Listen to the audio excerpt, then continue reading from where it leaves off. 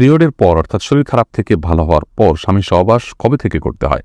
অর্থাৎ ফরজ গোসলের পর নামাজ শুরু করার পরে কি এটা করতে হবে? আমার ভাবি তার আপন বোনের মেয়ের সাথে আমার বিয়ে দিতে চান, কিন্তু আমার ভাই এবং বাবা রাজি হচ্ছেন না। ওনারা বলছেন এটা হারাম। উত্তর দিলে উপকৃত হব। চ্যাটজিপিটির মাধ্যমে ইসলামের বিভিন্ন বিষয় জানতে চাই, সেখানে যেসব উত্তর দেওয়া হয় তার উপর নির্ভর করা যাবে কিনা। প্রাথমিক বৃত্তি পরীক্ষা থেকে ইসলামী শিক্ষা বাদ দেওয়া হয়েছে, এটা সঙ্গত মনে করেন কিনা? এটা সঙ্গত। হাঁটু এবং কোমরের সমস্যা থাকলে চেয়ারে বসে নামাজ পড়া যাবে কিনা। দেখেছেন, আমার ছেলে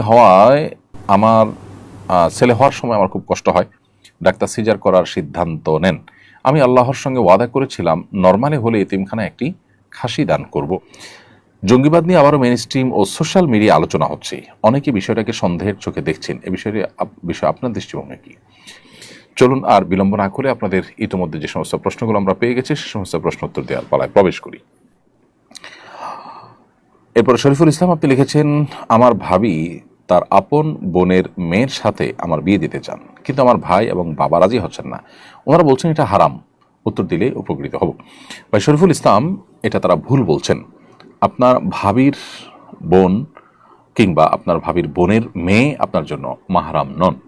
বিধায় তার সাথে আপনার পর্দা যেমন করতে হবে, একইভাবে তাকে আপনি বিয়ে করতে পারবেন। সেক্ষেত্রে আপনার ভাই হয়তো আপনার খালু শ্বশুর হয়ে যাবেন সম্পর্কে, তাতে কোনো অসুবিধা নেই। অতএব আপনার ভাবির বোনের মেয়েকে আপনি বিবাহ করাতে সেরাই কোনো বাধা নেই। আপনার বাবা বা ভাই বা পরিবারের লোকজন যারা এটাতে বাধা দিচ্ছেন তাদেরকে দক্ষ কোনো আলেমের কাছে নিয়ে যান এবং তাদের সংশয়কে দূর করবার চেষ্টা করেন।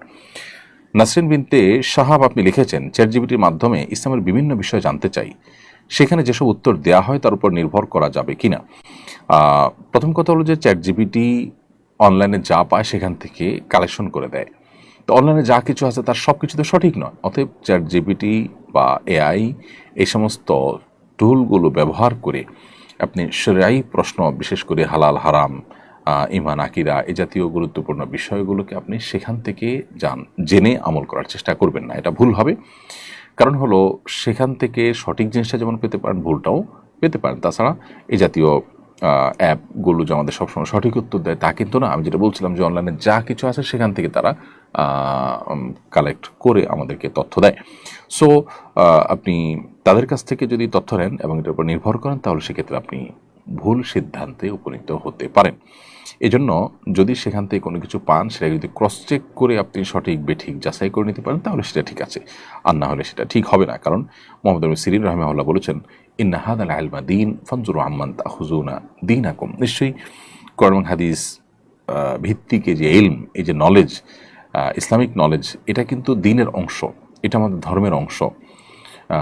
অতএব এই দ্বীন বা আমাদের ধর্ম আমরা কোত্থেকে গ্রহণ করছি সেটা ইম্পর্টেন্ট। সো আপনি যাত্রার থেকে সেটা গ্রহণ করতে পারেন না, যেখানে ভুলের সম্ভাবনা থাকবে, সঠিক ভুল যে কোনোটা হতে পারে, এরকম জায়গা থেকে গ্রহণ করা সঠিক হবে না। সেই জায়গা থেকে চ্যাটজিপিটি বা এআই এগুলো থেকে কোনো মাসআলা আপনি জানতে পারেন না। হ্যাঁ, তারা আপনাকে তথ্য দিল, একটা হাদিস, দলিল, প্রমাণ, ওলামাদের ফতোয়া, এগুলো রেফারেন্স দিল, সেটাকে আপনি চেক করলেন যে হ্যাঁ সঠিক দিয়েছে কিনা।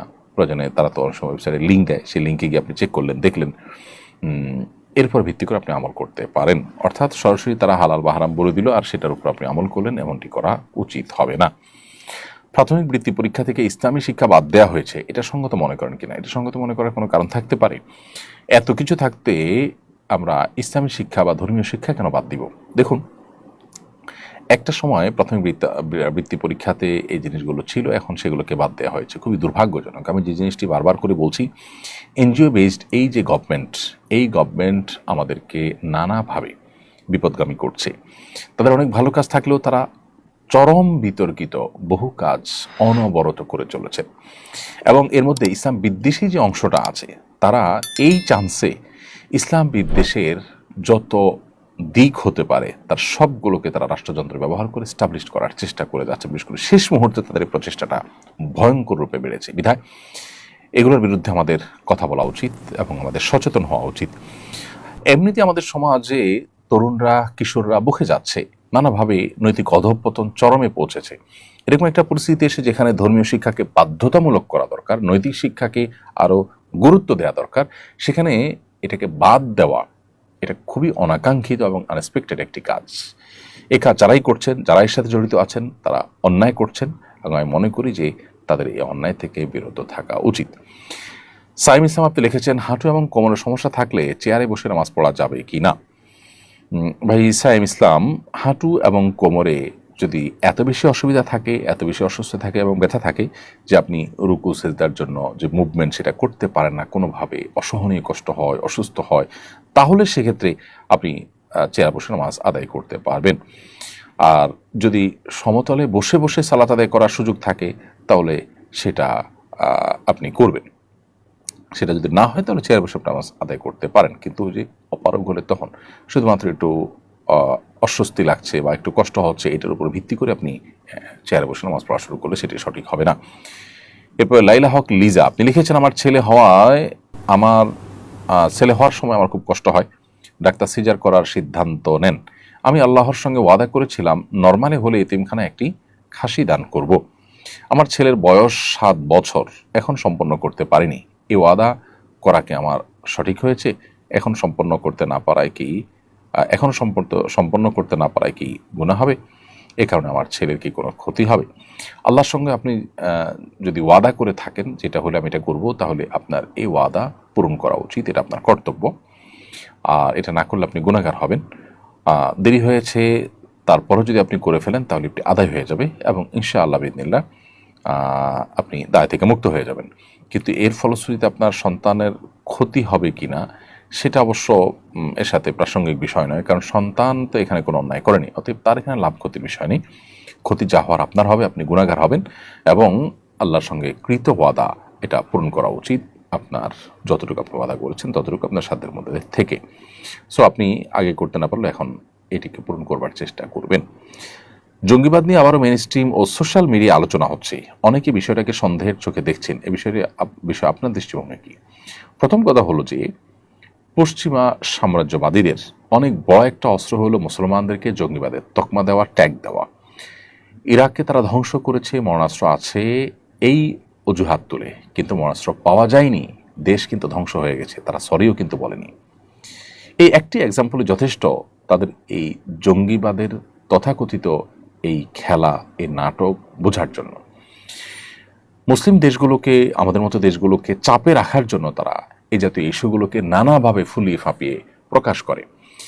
আমরা জানি আমাদের দেশে চাঁদাবাজি, সন্ত্রাস, বহুবিধ অন্যায় অপরাধ কর্মকাণ্ড হয়। মানুষের নিরাপত্তা এখানে বেশ কিছু ক্ষেত্রে আমরা দেখি যে বিঘ্নিত হয় দারুণভাবে।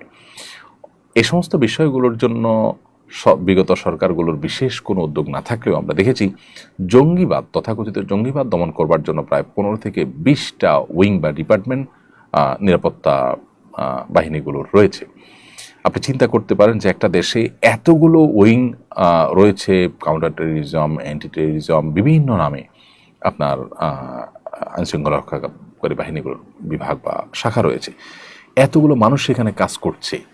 দেশে কি আসলে মানে জঙ্গিবাদের বাম্পার ফলন হয়েছে যে এত ডিপার্টমেন্ট কাজ করতে হচ্ছে, এতগুলো উইং থাকতে হচ্ছে, এতগুলো ফোর্স সেখানে কাজে লাগতে হচ্ছে? আমরা তো কোনো আপনার ঘুষ প্রতিরোধ এর জন্য এরকম কোনো বিশেষ 2-4টা বাহিনী করতে দেখিনি।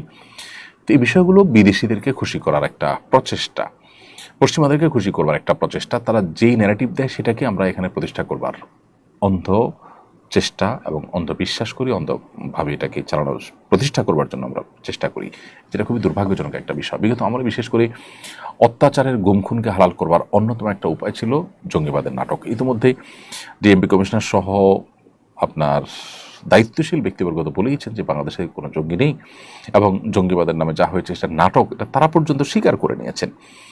এবং বহু মানুষ যারা গুমখুনের শিকার হয়েছেন তাদের জবানবন্দিগুলো আমরা জানি, আয়নাঘরে রাখা থেকে নিয়ে বিভিন্ন বিষয়গুলো, এগুলোর জন্য জঙ্গিবাদকে একটা উজুয়াদ হিসেবে ব্যবহার করা হয়েছে। অতএব সেটাকে নতুন করে ফিরিয়ে আনার চেষ্টা যে বা যারা করছেন তারা পুরনো সেই খেলাকে আবার বাংলাদেশে মঞ্চস্থ করার চেষ্টা করছেন। বাংলাদেশের মানুষ খুবই সচেতন এখন এই জিনিসগুলোর সব জারে জড়ি তারা বুঝে গেছেন যে জঙ্গি অভিযান, জঙ্গি বিরোধী অভিযানের নামে যে নাটক করা হয়েছে সেই নাটকগুলো এখন সবার কাছে দিনে আলোর মতো পরিষ্কার। কোরআন হাদিসের বই পুস্তক পাওয়ার পর সেটা ছবি দিয়ে জঙ্গিবাদী বা জেহাদি বই পাওয়া গেছে বলেও আপনার অভিযোগ করতে দেখা গেছে। জেহাদি বই থাকা কি কোনো দোষের কিছু? টনি ব্লেয়ার যদি আপনার ক্রুসেডের ঘোষণা দিতে পারেন, খ্রিস্টানদের ধর্মযুদ্ধের ঘোষণা দিতে পারেন, তাহলে মুসলমান জেহাদি চেতনা লালন করলে সমস্যাটা কোথায়? কোরআন এবং হাদিসে জিহাদের কথা আছে, তাহলে আমাকে কোন হাদিসকে বাদ দিব? এগুলো করতে করতে করতে আস্তে আস্তে আস্তে আমাদেরকে কোণঠাসা করা হচ্ছে এবং ইসলামী শক্তিকে দুর্বল করার অপচেষ্টা করা হচ্ছে। অতএব সেই পুরাতন যে চক্রান্ত এবং ষড়যন্ত্র, সেটা আবার নতুন করে শুরু করতে যাচ্ছে একটা মহল, যেটা উদ্বেগজনক। আমাদের প্রত্যেকটা মানুষের এটার বিরুদ্ধে অবস্থান নেওয়া দরকার।